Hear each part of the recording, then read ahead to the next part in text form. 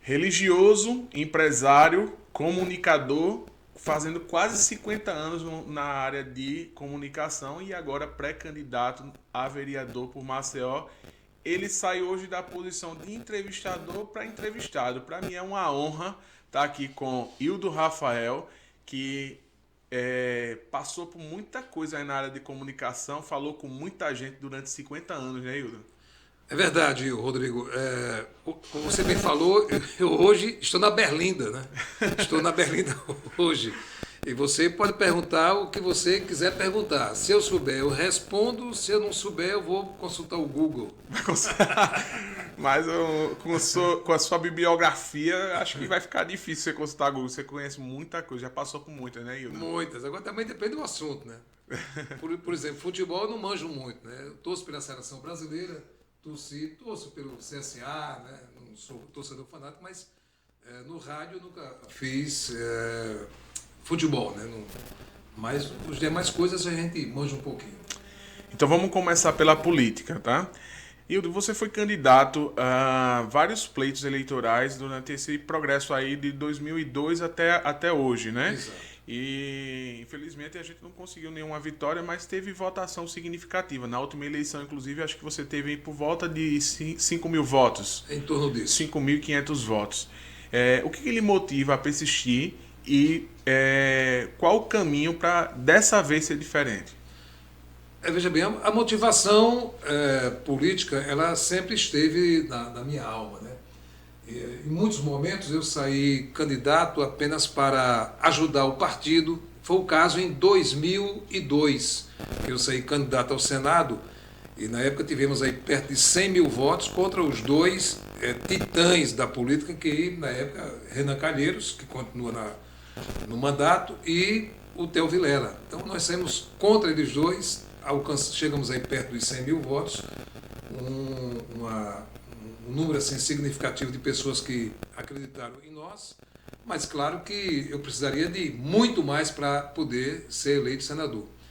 Naquela época eu saí unicamente assim, com o desejo de ajudar o partido, era o PMN, não é? Que nós estávamos trazendo aqui para Maceió, aqui para Alagoas, e consequentemente o PMN tornou-se um grande partido depois, com 18 deputados, depois elegeu 12 deputados, fizemos muitos vereadores no interior, muitos prefeitos, e eu sempre saí mais para ajudar o partido, né? E em algumas oportunidades para ajudar aquele grupo, né? Como foi o caso da eleição passada, nós saímos para ajudar o grupo político no qual nós estamos hoje.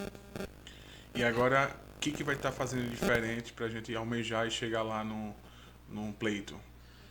Sempre eu tenho a mesma cara, a mesma voz, o mesmo discurso, que é o combate à corrupção, né, que é o princípio da legalidade, não está destoando daquilo que preconiza a política, porque muita gente tem uma visão errada da política, né, como também tem a visão errada do futebol, tem a visão errada, não digo da religião, mas da palavra de Deus. As pessoas têm uma visão errada, porque não conhecem, né? Então a política é a arte de administrar, a arte de trazer o bem para a população. Infelizmente, durante décadas, principalmente aqui no Brasil, diferente da Europa, dos Estados Unidos, dos países do primeiro mundo, os políticos que se mantêm no poder são aqueles que se travestem de políticos, mas que na realidade são verdadeiros senhores de engenho. Sempre tem sido assim no Brasil, em Alagoas e em Maceió não é diferente. O Hildo Rafael, o candidato Hildo Rafael é pastor, eu sei. Hildo, como que fazer um paralelo entre religião e política? Nós estamos na fase de pré-candidatura, né? Sim. A convenção ainda vai ser para o mês, né, em agosto, e nessa fase de pré-candidatura nós estamos exatamente buscando, como sempre fizemos, conciliar, não é? A religião e a política, não é? Que para muitas pessoas isso é um bicho-papão. Aí eu pergunto às vezes o seguinte: como é que se concilia o engenheiro e a Bíblia, né? A cultura evangélica? Como é que se concilia o médico, né? O policial militar? Como é que vai se conciliar o policial militar sendo ele cristão, não é? Mas ele é um policial militar, ele é um delegado, ele é um advogado, é um juiz. Então não há diferença, né? Você exercer um papel dentro da sociedade e nesse papel da sociedade você ser um cristão. Então o cristão é necessário que ele esteja em todos os locais, ele ocupe todos os espaços. Porque quando o cristão ocupa um espaço, se ele for cristão, comprometido com a verdade, comprometido com a palavra de Deus, ele vai ser luz naquele lugar, vai ser sal, ele vai brilhar, vai ser notadamente uma pessoa exemplar. Isso se ele tiver esse compromisso primeiro com Deus, né? Primeiro com as Escrituras. Então, a conciliação ela é perfeita e ela é necessária em qualquer área que o cristão venha ocupar para ali representar o reino dos céus. Eu sempre toco nesse assunto nos meus podcasts. No ano passado, ou mais tardar em 2022, o Fantástico denunciou um esquema de corrupção onde os vereadores, principalmente aqui de Maceió, cada um tinha um posto de saúde para chamar de seu, né? E é muito comum aqui na periferia haver troca de favores nesse sentido. Você consegue um voto para mim que eu te consigo um exame. Você sendo um homem proveniente de uma religião protestante, eu acredito que você não vai muito por esse caminho. Mas como combater esse tipo de conduta e como chegar lá com os concorrentes tão assim, amarretados, instrumentados do aparelho público?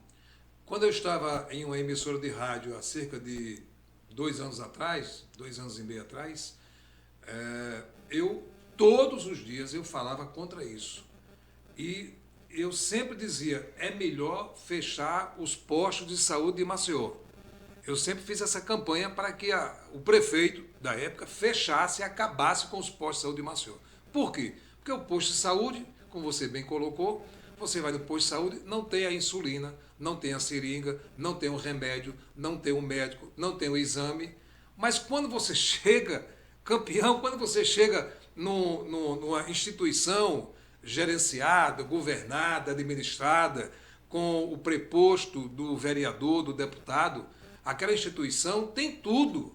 Tem atendimento, tem um bom atendimento, tem médico, tem exame, tem tudo isso. Então, se essas organizações, que são chamadas de organizações populares, comunitárias, né, essas ONGs, né, se elas dispõem de tudo isso, então para que o posto de saúde?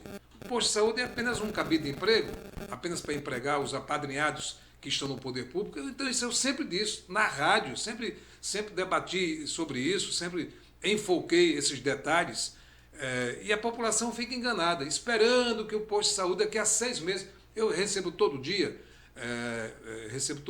pessoas pedindo consulta, exames, e quando a gente às vezes vai buscar esse exame, a promessa para 6 meses. A pessoa está doente e hoje vai esperar 6 meses para que através do SUS aquele posto de saúde venha marcar uma consulta, venha marcar o exame, o retorno para aquele posto, para aquele médico. Então é um absurdo.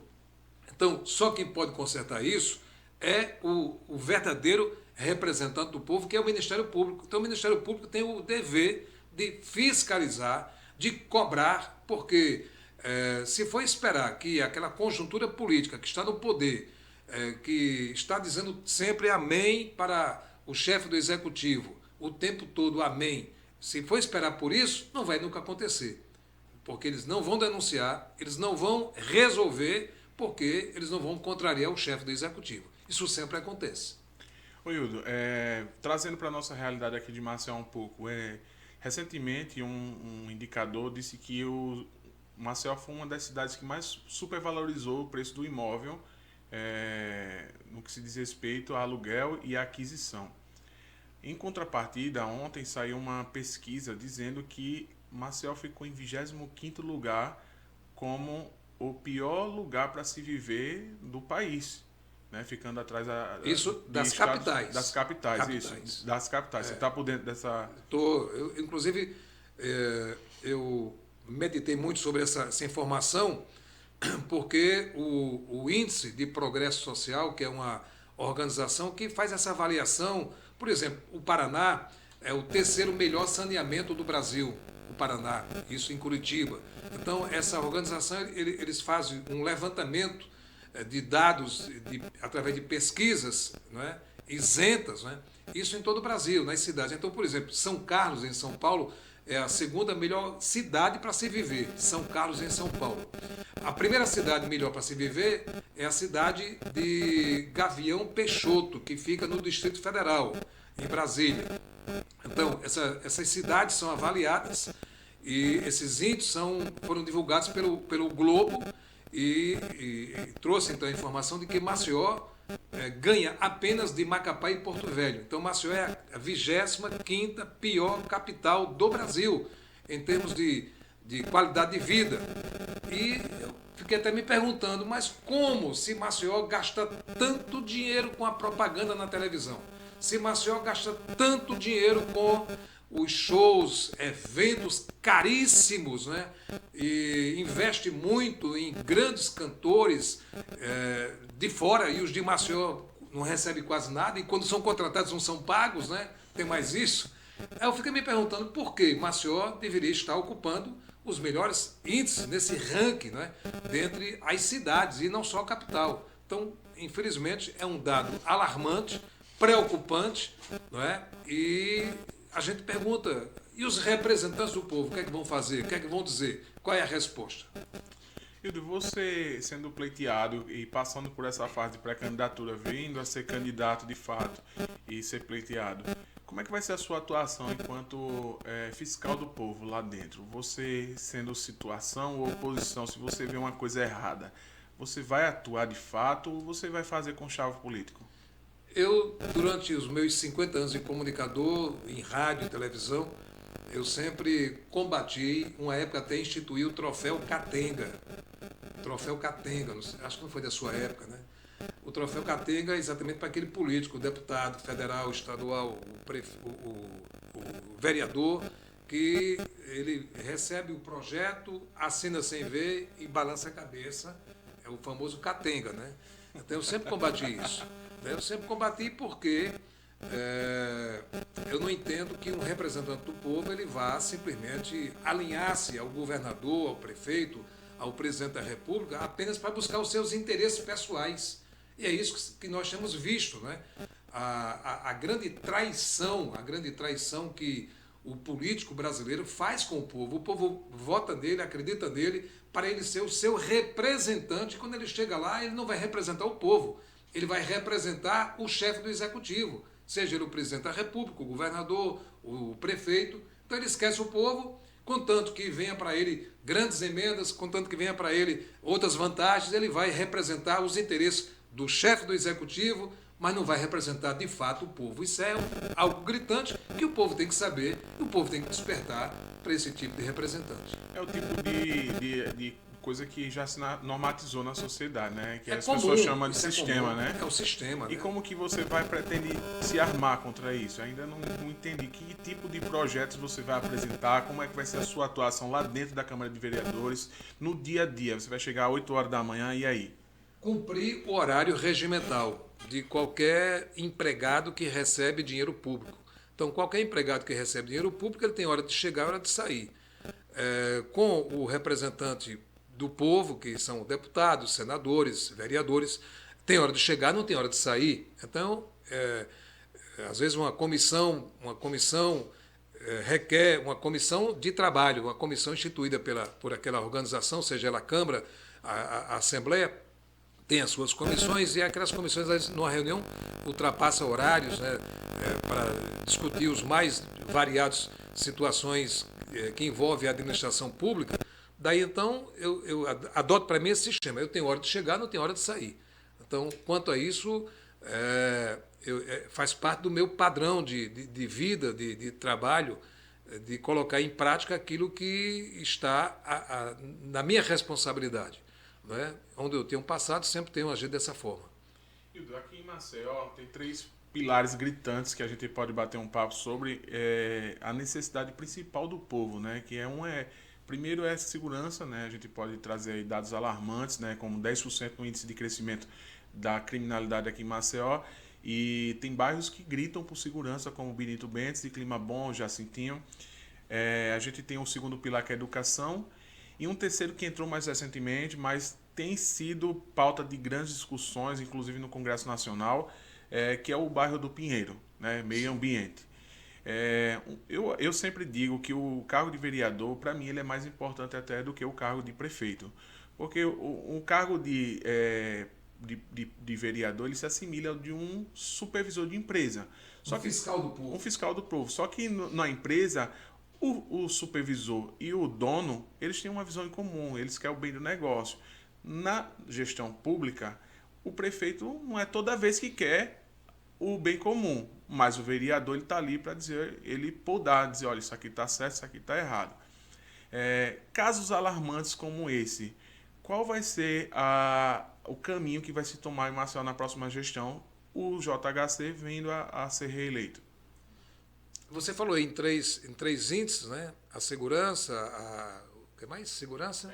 Educação e o caso do Pinheiro. Mas tem um outro índice, né, que as pessoas preferem jogar debaixo do tapete, esconder, que é um índice alarmante aqui de Maceió. Eu tenho dito isso constantemente, tenho falado sobre isso, tenho colocado essa pauta em evidência, que é a fome.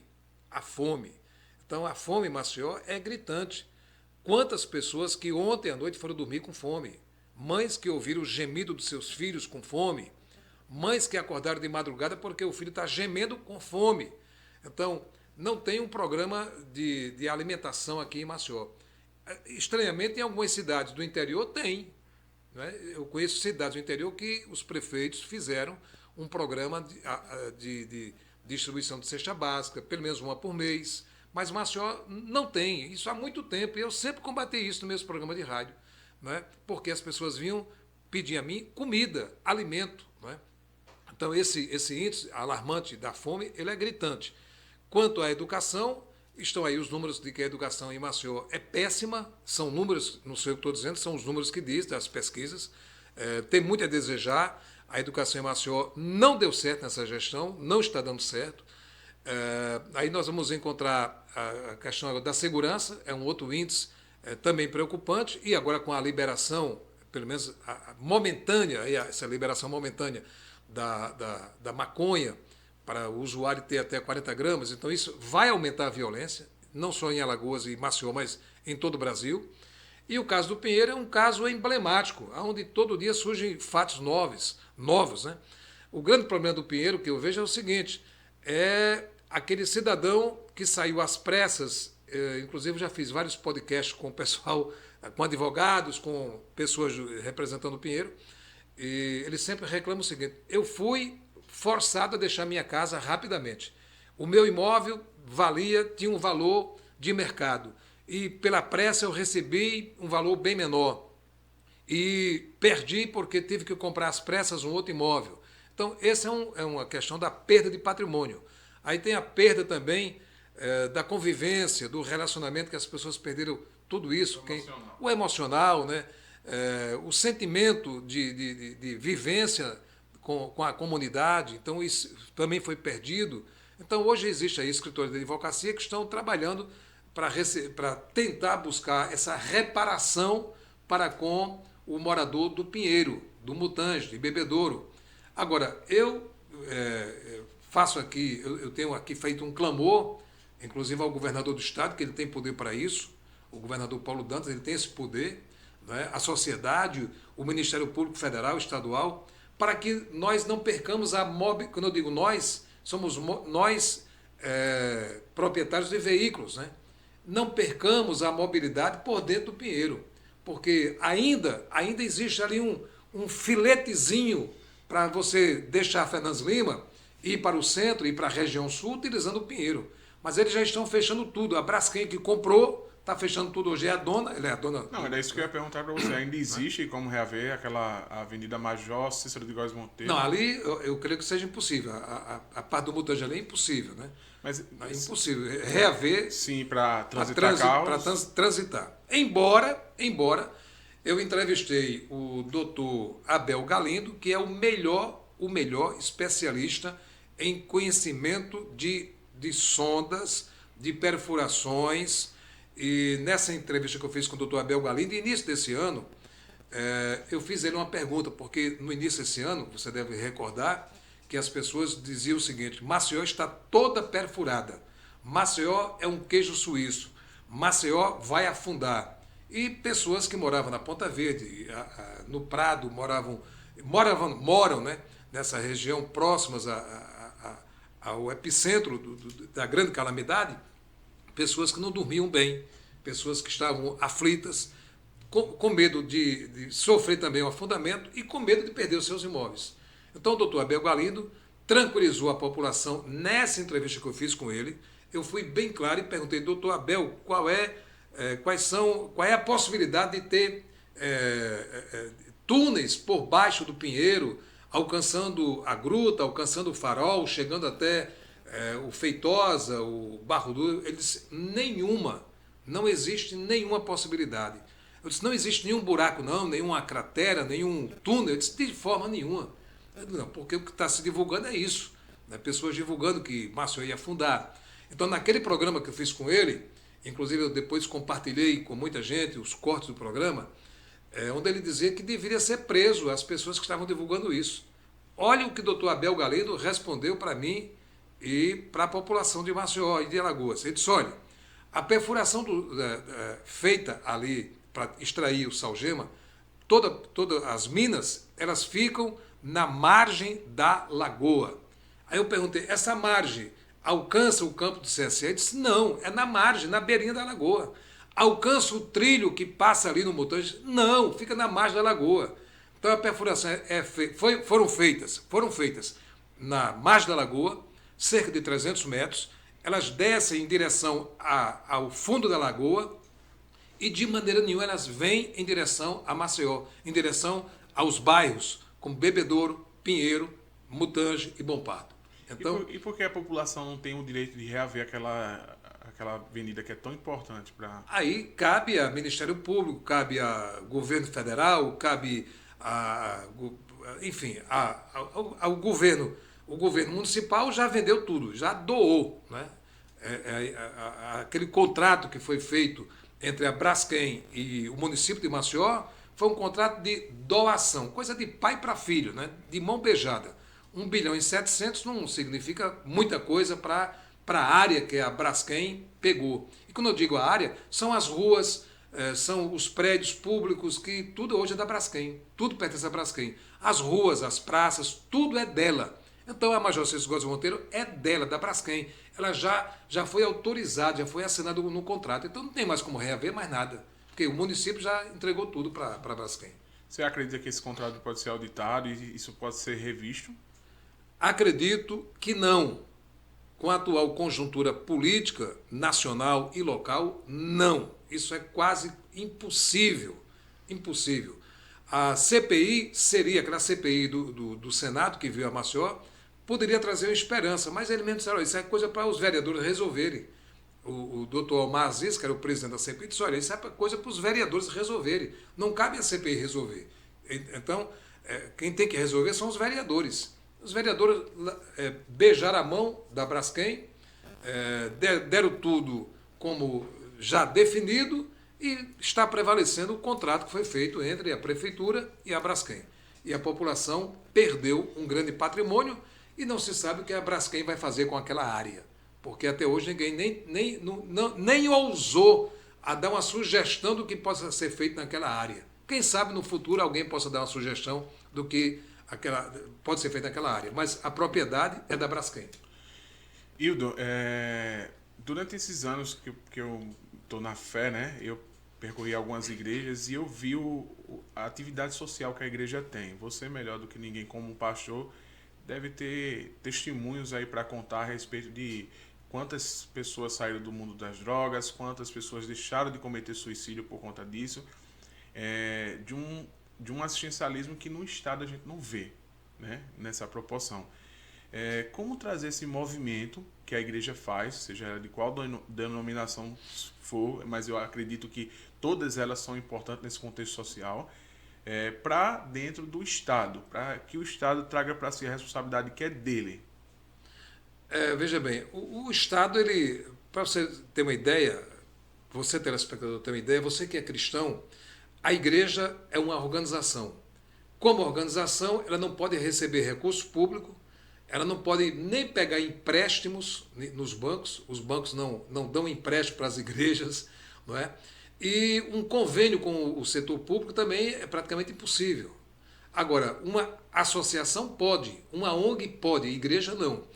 Né? E eu até vejo essa posição benéfica, porque para não envolver, não misturar a igreja com a denominação com o setor público, porque aí iria parecer tudo igual, não é? Tudo igual. Agora, as igrejas, elas prestam um serviço público à sociedade inestimável. Você falou aí da droga, do auxílio à alimentação, não é? Mas tem um outro trabalho que a igreja presta, que é a mudança de vida. É aquele cidadão que era traficante, que era ladrão, né, que era assaltante, enfim, ele tinha várias atividades na sua vida e ele não vivia bem nem com ele, nem a sua família vivia bem com ele.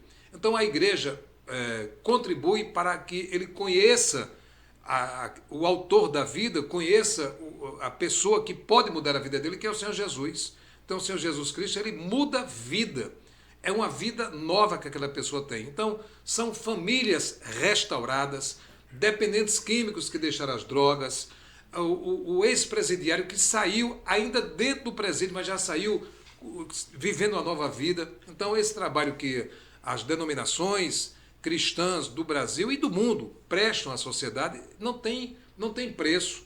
Agora, os governos não reconhecem, não querem reconhecer. Eles só na época da eleição é que eles vão nas igrejas e fazem aquele oba-oba, aquela pseuda gratidão, ofertando às vezes até alguma coisa, não é? O que hoje é proibido por lei, mas eles fazem aqueles abraços, tudo mais. Alguns dão até a paz do Senhor, não é? Até se travestem, são os lobos travestidos de cordeiro, e que chegam lá e infelizmente são novamente enganados. Então, mas a igreja tem esse papel fundamental na sociedade. Independente de política, independente de qualquer coisa, a missão da igreja é mudar vidas. Então essa é a missão da igreja, é mudar vida, mudar o caráter da pessoa. E só quem muda o caráter da pessoa, só quem mudou o meu caráter foi o Evangelho. Se não fosse o Evangelho, eu continuaria sendo aquela mesma pessoa lá de 35 anos passados, eu continuaria sendo a mesma pessoa. Mas o Evangelho entrou em mim, Jesus me alcançou, foi ele que me chamou, não fui eu que o escolhi, aí está o mérito dele, não fui eu que me escolhi, foi ele que me escolheu, foi ele que me chamou, e a minha vida mudou. Assim como a vida de milhares e milhares de pessoas no mundo inteiro têm mudado suas vidas. Hildo, com todo esse papel social, para o crente ou não crente, qualquer pessoa que quiser reconhecer o papel social da igreja, o quanto ela é importante, ela pode notar que a igreja tem sofrido uma perseguição muito grande. Em 2021 foi no auge da pandemia, a perseguição foi alastrante, né? As pessoas tinham medo de ir para a igreja, utilizando como vertente principal, claro, o Covid, mas de contrapartida a gente tinha os ônibus superlotados, só bastava você ir ali na Fernandes Lima, as pessoas se aglomerando nos pontos de ônibus. E essa questão progressista tem mostrado cada vez mais uma força contra a União Conservadora. Como que você, aliás, como um vereador, pretende atuar lá na Câmara de Vereadores, protegendo essa camada importante que da década de 80 para agora tomou mais de 50% da sociedade? Eu vou falar como cristão ainda, né? A questão de vereador se o povo entender e meu nome for aprovado na convenção, né? Então vamos falar como cristão, né?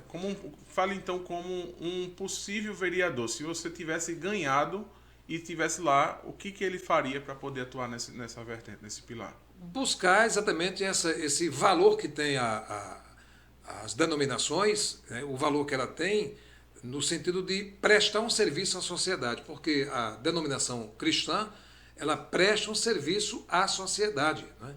Ela presta um serviço que não tem preço.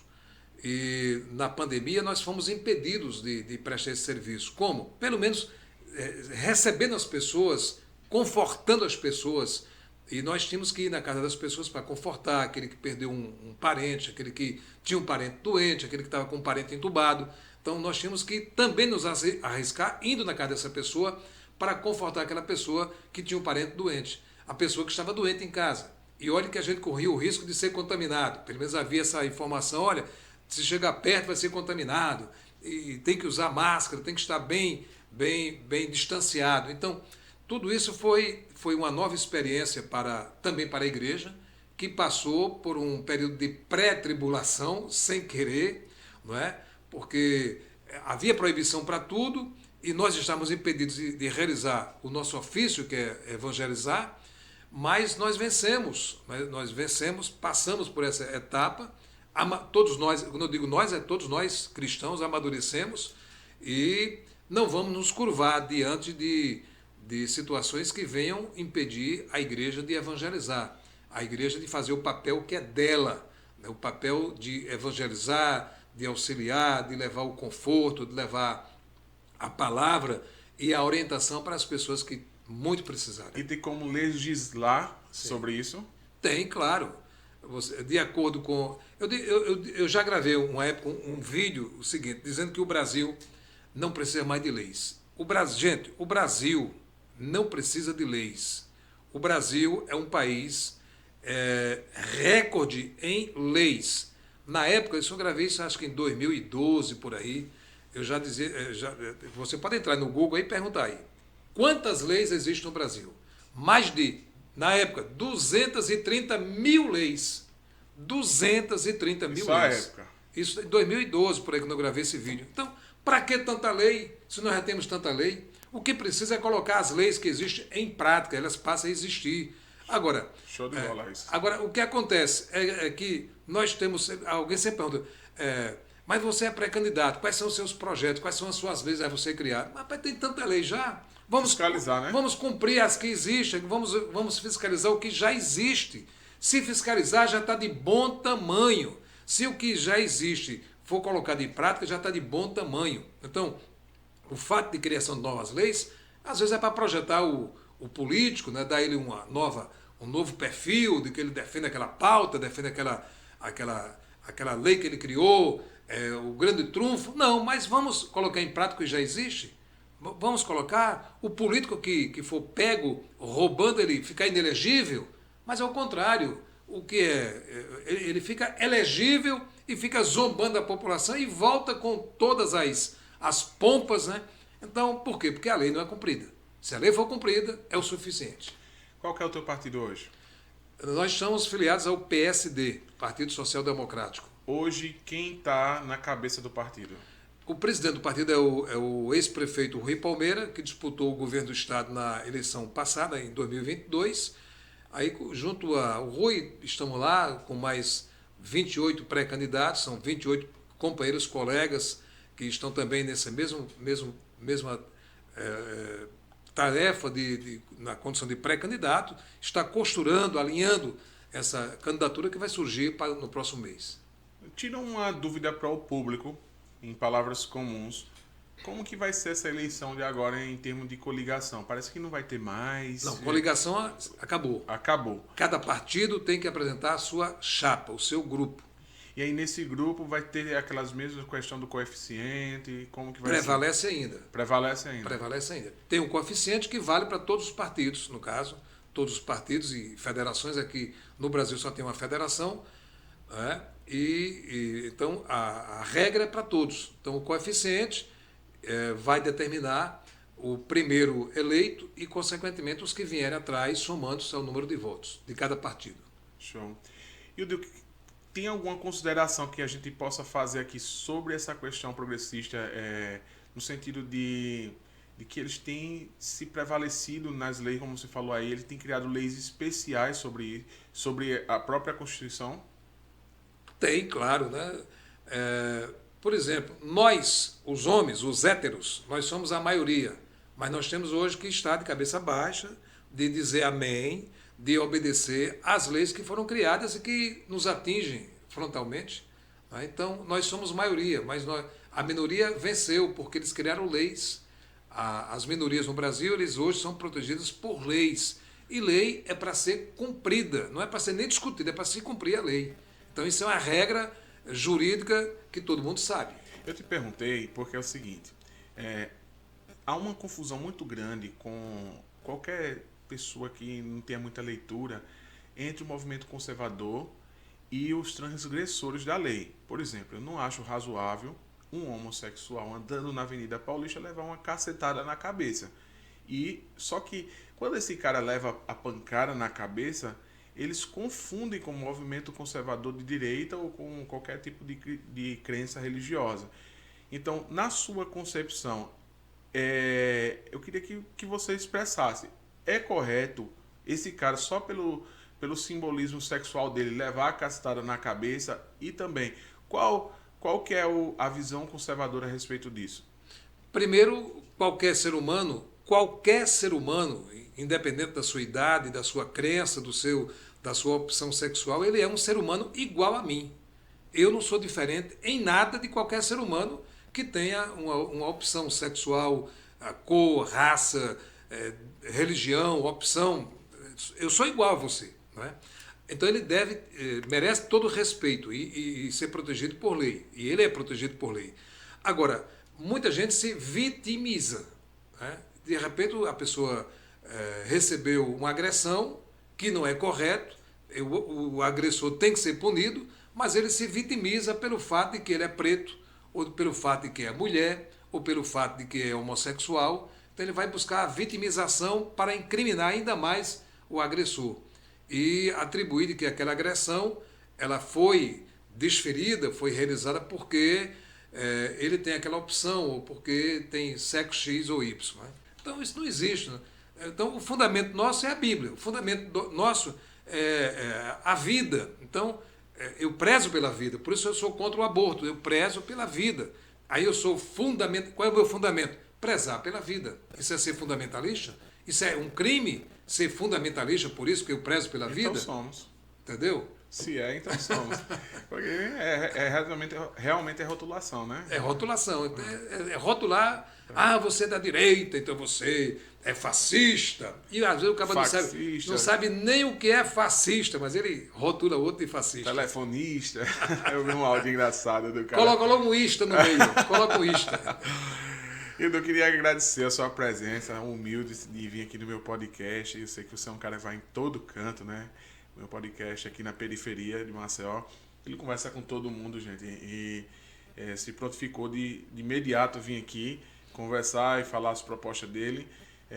Desejar bons caminhos nesse projeto novo seu, por onde você vai passar. E dar oportunidade para você conversar com o público aí, como eu estou fazendo com todos os candidatos aí no próximo minuto. Perfeito. Então, também saudar você, Rodrigo, e a todos os colegas pré-candidatos que já passaram, os que irão ainda passar por esse programa, e dizer que a nossa capital é uma das cidades mais belas do Brasil. Eu sempre digo para amigos que me perguntam, qual o país que você desejaria conhecer? Eu digo, nenhum. Eu não conheço nem o Brasil direito. Eu já fui a várias capitais, várias cidades, né? Mas às vezes eu fui a trabalho, não deu para conhecer. Então, eu preciso primeiro conhecer a minha Maceió. Não é? Então, tem lugar em Maceió que eu ainda não conheço. Mas não conheço por quê? Porque são regiões lá em Riacho Doce. Eu conheço, e como muita gente também, conhece ali o centro de Riacho Doce, né? Mas tem a parte alta, tem a parte baixa, dando aqui como exemplo, parte alta, parte baixa, então, mas lá para dentro de Riacho Doce eu não conheço ainda. Jacarecica lá para dentro não conheço, e pior que é grande, então Maceió é grande, gente. Maceió tem mais de 1 milhão de habitantes, é uma metrópole, então Maceió precisa de alguém com a visão de águia para dar uma melhorada em Maceió. Maceió não pode se orgulhar de muita coisa que se orgulha aí. Somos a capital mais bonita da Orla. Na Orla tem tudo. E na periferia? Tem gente com fome?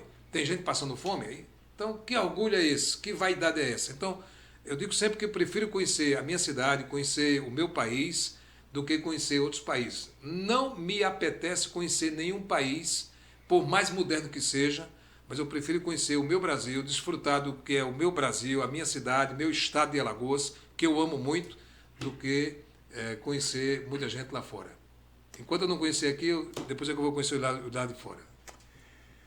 E a você, querido ouvinte, queria agradecer a você por acompanhar até agora aqui o nosso programa, pedir a você que compartilhe, dê o like no canal e siga nas próximas entrevistas para você conhecer as propostas dos outros candidatos também, tá? Para você tomar uma decisão do seu voto, ser um voto consciente, não ser aquele voto em troca de um saco de cimento, que aliás eu nem sei se existe ainda, Hildo. Existe ainda o voto em troca de saco de cimento, dentadura? Não existe não. Existe R$ 400 pelo voto, R$ 500, Então, R$ 150. então veja Vale onde, mais do que o saco de cimento. veja onde a gente está parando. Agora lembre-se que esses R$ 400 vai custar 48 meses de gestão, onde você vai pender atrás de um exame de saúde, atrás de segurança pública e de educação para o seu filho. Então, por isso eu peço a você que siga nas próximas entrevistas, compartilhe e dê o like aí, beleza? Valeu, galera!